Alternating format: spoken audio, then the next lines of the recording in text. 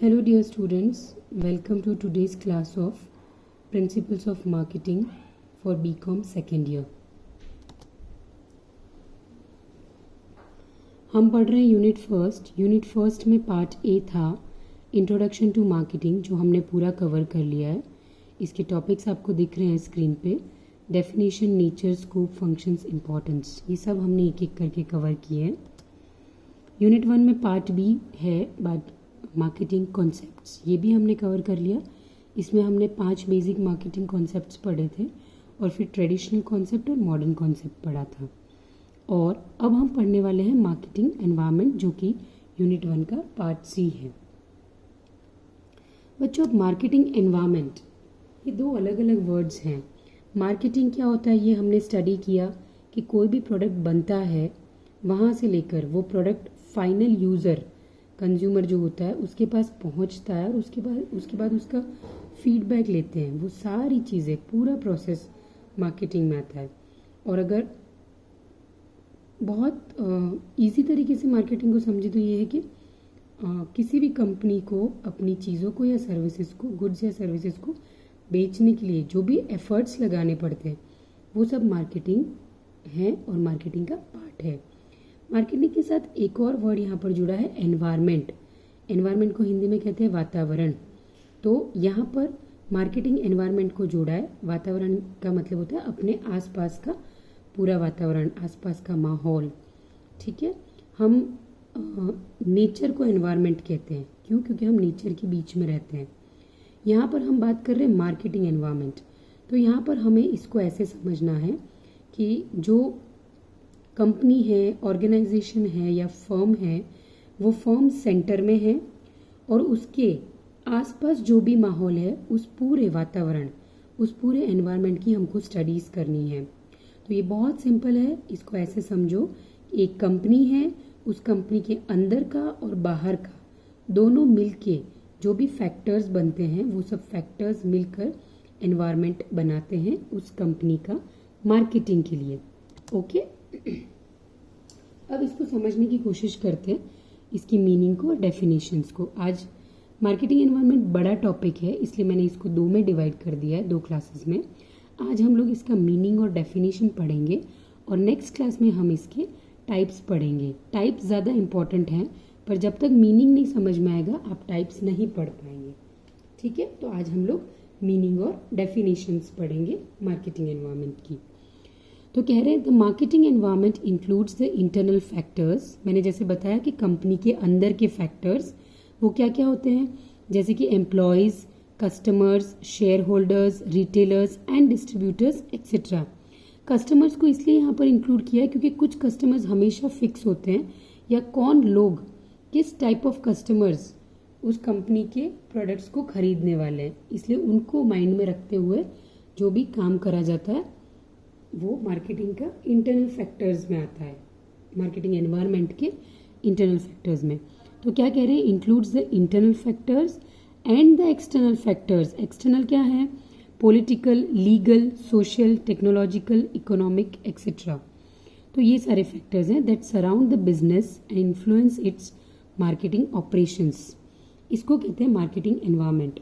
Simple तरीके से समझो, मार्केटिंग के लिए जो भी ऑपरेशंस, जो भी काम किए जाते हैं किसी कंपनी द्वारा, वो काम होते हैं इंटरनल और एक्सटर्नल फैक्टर्स से मिलकर.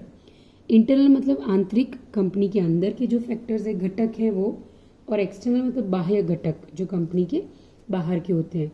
हिंदी के स्टूडेंट्स के लिए मैंने आगे हिंदी की स्लाइड्स भी लगाई हैं ताकि आप लोगों के लिए भी इसको समझने में और नोट्स बनाने में ईजी रहे.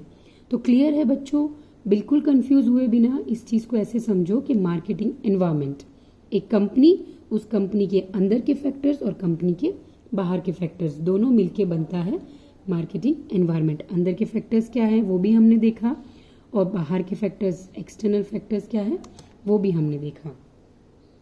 सम of this factors are controllable while some are uncontrollable and require business operations to change accordingly.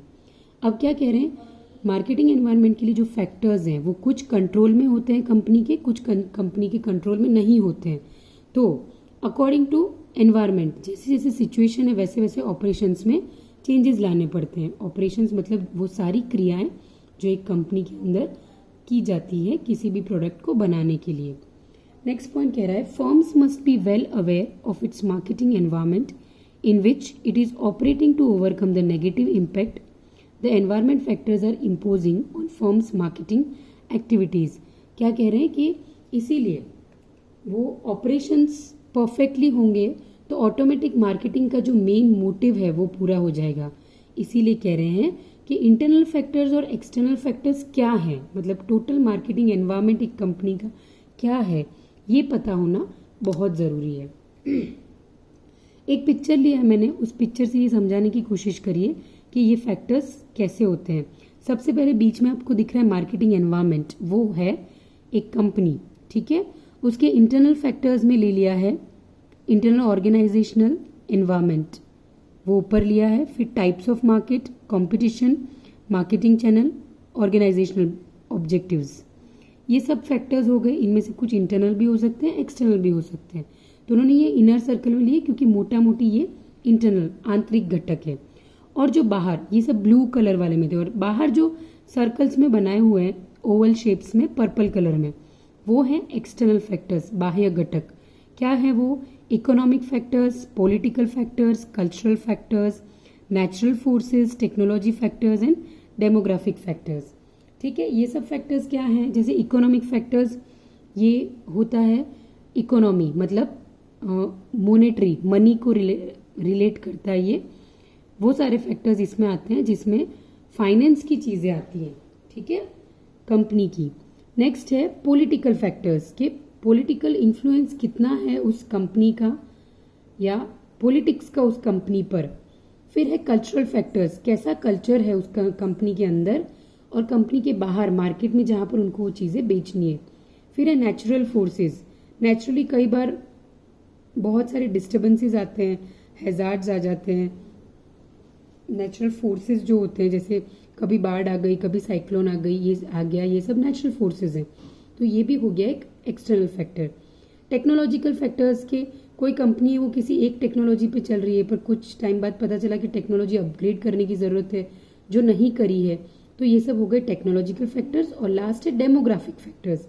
Demographic factors हम सबको बहुत अच्छे से पता है कि क्या है, कि वो उस जगह पर, जिस जगह पर कंपनी चल रही है, उस या कंपनी का माल सामान बेचना है, उस जगह के डेमोग्राफिक फैक्टर्स कैसे हैं, वो उस जगह के लोग कैसे हैं, उस जगह का टेम्परेचर कैसा है, उस जगह की जो ज़मीनें हैं वो कैसी है, कहीं पहाड़ियाँ होती है, कहीं प्लेन होता है, तो ये सब चीज़ें मिला के हो गए डेमोग्राफिक फैक्टर्स। ठीक है, तो इससे ये क्लियर हो गया कि मार्केटिंग एनवायरनमेंट में क्या क्या चीज़ें आती हैं। अब ये मैंने कुछ पॉइंट्स लिए हिंदी में, मीनिंग एंड डेफिनेशन, तो ये आप लोग अपनी स्टडी के लिए नोट्स बना लेना। इसमें एक अच्छी सी डेफिनेशन, मैं एक ही डेफिनेशन बोल रही हूँ, हमको हमारी वीडियो को लंबा नहीं करना है, मैं शॉर्ट में और क्वालिटी वीडियोस बनाने में बिलीव करती हूँ। तो एक डेफिनेशन ले रही हूँ जिससे आपको और क्लियर हो जाए चीज़ें। फिलिप कोटलर के शब्दों में विपणन वातावरण में लक्ष्य या कार्य वातावरण एवं व्यापक वातावरण सम्मिलित है। कार्य वातावरण में वस्तु का उत्पादन, वितरण एवं संवर्धन तुरंत कारक शामिल है। वातावरण में 6 घटक सम्मिलित है, वो 6 यहाँ पर बताए हैं, लास्ट समझो।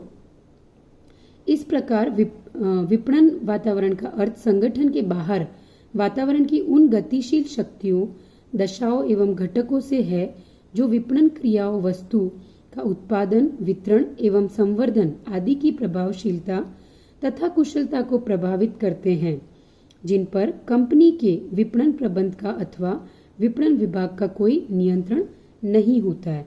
ठीक है, यहाँ पर भी वही आंतरिक और बाह्य घटकों के बारे में बात की गई है और ये ऐसे समझाया गया है। आज का असाइनमेंट का क्वेश्चन एक ही है, explain the meaning and right 2 definitions of marketing environment. ये बहुत सिंपल है, आपको मीनिंग समझाना है एक पैराग्राफ में और 2 डेफिनेशंस लिखनी है। ठीक है students, so all the best for doing your studies and assignment. घर में रहना, हैव अ सेफ टाइम और अच्छे से पढ़ाई करना। Thank you.